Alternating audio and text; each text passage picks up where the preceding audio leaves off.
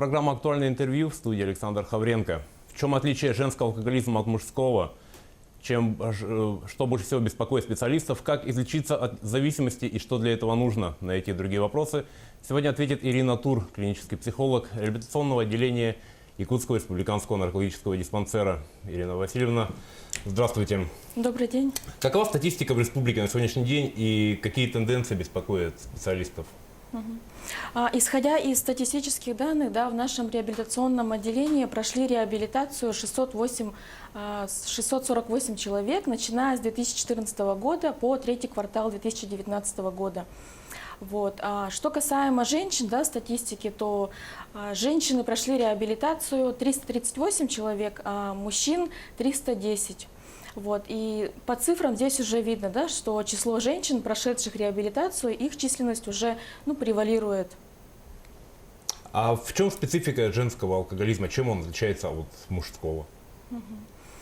С точки зрения психолога, и со своего опыта, на самом деле отличать женский алкоголизм и мужской алкоголизм, это не совсем, наверное, корректно. Почему? Потому что это в первую очередь зависит от индивидуальности, личности, от семейной отягощенности на самом деле и от индивидуальных черт, таких как характера, темперамента, жизненного опыта, семейного воспитания, то есть в каких условиях воспитывался человек. И поэтому говорить о той составляющей, насколько проходит этап этого усугубления самого заболевания, также наступление стадии опьянения, если мы смотрим, как вырабатывается толерантность, адаптация к алкоголю, у человека, который уже пребывает, скажем так, в зависимости, это зависит сугубо индивидуально от структуры самой личности, это в первую очередь. А есть ли какие-то тревожные звоночки, на которые стоит обратить внимание окружающим, семье, когда есть подозрение, что может быть уже алкоголизм? Однозначные признаки, о которых мы можем говорить, что у человека проявляется, скажем так, зависимость, это, конечно, в первую очередь, это привыкание, это пристрастие и, скажем так, физическое влечение, когда человек, скажем так, жизненные какие-то трудности без употребления, скажем, психоактивного вещества, он затрудняется с ними справляться. Также это, скажем так, стадии запойного состояния, когда периодичность и их цикличность, она увеличивается, то есть человеку очень сложно выходить самостоятельно из стадии запоев, и он, скажем так, начинает в них пребывать на увеличение, то есть продолжительность, она идет на увеличение. Также это деградация личности, то есть познавательных процессов, также это процесс самобичевания, в чем он проявляется, то есть человеку сложно как-то самостоятельно справляться со своими жизненными трудностями, скажем так, самостоятельно решать какие-то свои задачи, и он уходит, скажем так, в то эмоциональное дно, где ему, скажем так, погружение в себя, состояние фрустрации, личных переживаний. А есть какая-то градация? Там, знаете, можно сказать, я выпиваю бокал вина на вечер, это не алкоголизм, а я выпиваю бутылку, это уже алкоголизм. Что касаемо тех тенденций, которые беспокоят специалистов, это правильный вопрос. Почему? Потому что какова численность у нас в России, именно скрытых бытовых пьяниц? То есть их число выявить как-то очень проблематично. Почему? Потому что они скрытые. Они дома употребляют, допустим, приходят после трудового рабочего дня, выпивают небольшие дозы и потом, ходят дальше на работу. И здесь, проблема, как их замотивировать, как до них достучаться и как их призвать к тому осознанию, чтобы они сами самостоятельно осознали, что им требуется именно помощь, потому что самостоятельно человек, который начинает углубляться, скажем так, в это заболевание, самостоятельно справиться очень трудно. Бытует такое мнение, что женщинам бросить пить гораздо сложнее, чем мужчинам. Действительно ли это так с психологической точки зрения, если посмотреть? Ну, с психологической точки зрения, опять же, да, это сугубо зависит от чего. Опять же, это индивидуальная предрасположенность самого характера, самого темперамента. Ну, что касаемо самого излечения, да, в первую очередь, это, конечно же, зависит от уровня осознанности. Насколько я осознаю, да, что у меня есть заболевание, что я бессилен перед алкоголем, да, что моя жизнь в результате употребления, она становится неуправляемой. Вот. И о готовности попросить помощи и начинать излечиваться. А есть какой-то усредненный социологический портрет женщины-алкоголика? Возраст, место проживания, работа?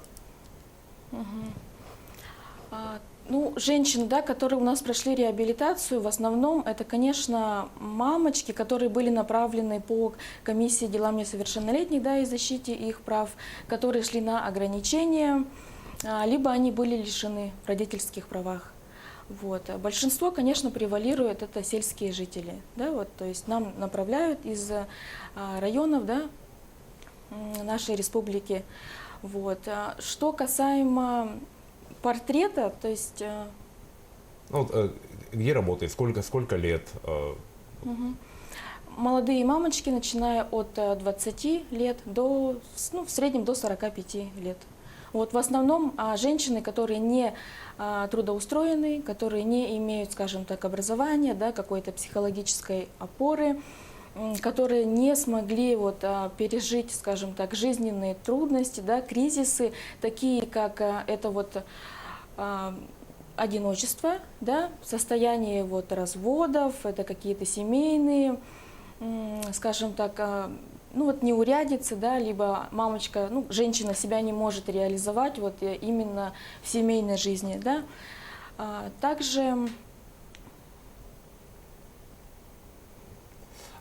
под чувством вот ненужности, скажем так, да, вот одиночества, они чаще всего, почему? Потому что женщина, она очень эмоциональна от своей природы, да, и в силу вот женской, скажем так, психики, ей очень трудно справиться с вот этими вот деструктивными, да, чувствами, которые разрушают ее целостность личности, и она, скажем так, попадает вот в это эмоциональное дно, да, в пропасть, где ей самостоятельно, опять-таки же, да, трудно выбраться самой.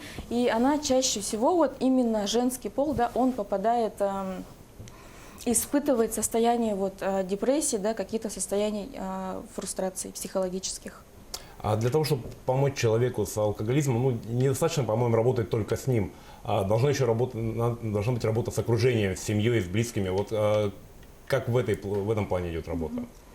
Ну, действительно, это так, да, то есть, когда мы оказываем помощь, да, человеку, который у нас пребывает в зависимости, первый этап, это, конечно же, выявить, да, кто может выявить? Это ближайшее окружение, это наши родители, это наши родственники. То есть первый звоночек, да, о тревоге и о том, что вот нужно попросить помощь, скажем, должны именно вот забить родственники. Да, вот этот вот колокольчик, чтобы человека направить, потому что человек, пребывая в состоянии вот опьянения, да, там и уже, скажем так, длительных запоев, он теряет управляемость и контроль над своим разумом.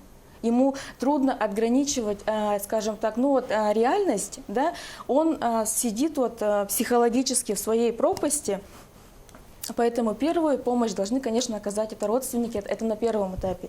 Да, опять-таки второй этап, это когда уже человек прошел реабилитацию, да, полный курс у нас, полный курс составляет от 3 до 6 месяцев, это опять-таки уже впоследствии, да, дальнейшее психологическое сопровождение, это психологическая профилактика родственников, да, психологическая поддержка и опора.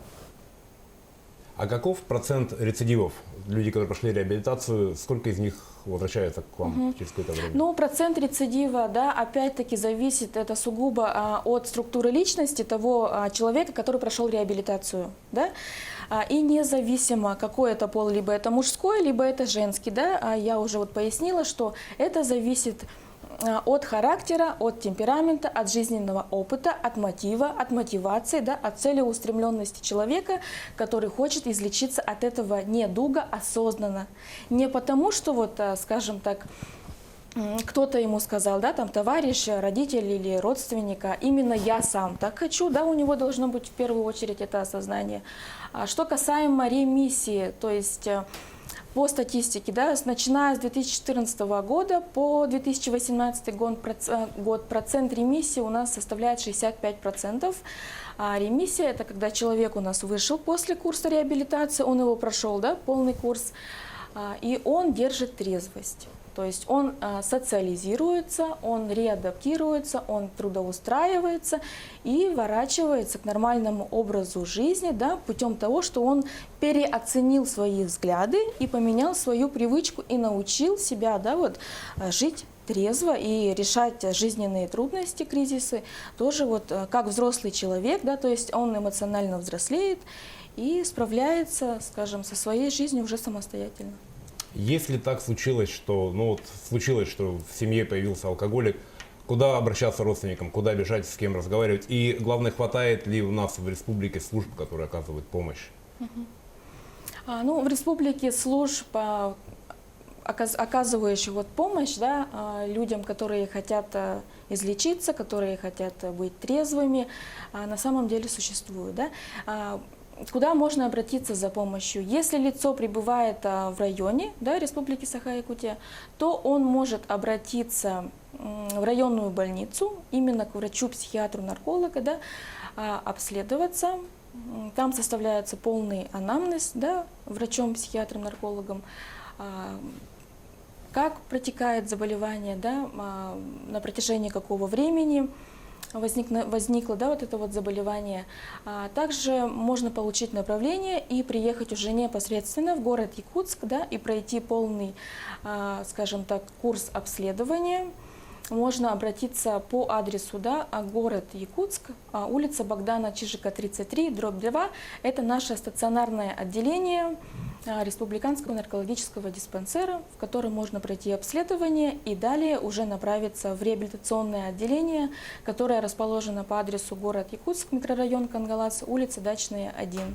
И пройти полный курс реабилитации, да, который, повторюсь, составляет от 3 до 6 месяцев.